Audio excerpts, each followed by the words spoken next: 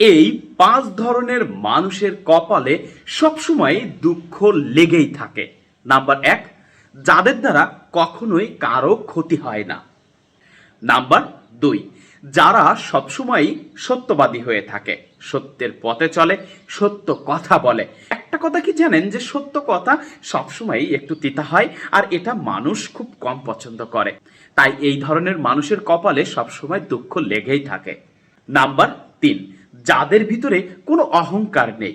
আর যাদের ভিতরে কোনো অহংকার নেই তারা তো সবার সাথে মেশে চলাফেরা করে, এজন্য তাদেরকে সবসময় মানুষ কিন্তু একটু হেয় প্রতিপন্ন করে, আর এজন্য ওই ধরনের মানুষের কপালে সবসময় দুঃখ লেগে থাকে। নাম্বার 4, যারা সহজেই ক্ষমা করে দেয়। নাম্বার 5, যারা সবার কথা খুব সহজেই মেনে নেয়। আমাদের এই সমাজে প্রত্যেকটা মানুষকে যারা খুব সহজে বিশ্বাস করে, যারা তাদের কথাগুলো খুব সহজে মেনে নেয়, তারাই কিন্তু এই সমাজে বেশি কষ্টে থাকে, বেশি দুঃখে থাকে, এবং তারাই বেশি কষ্ট পায় বা দুঃখ পায়।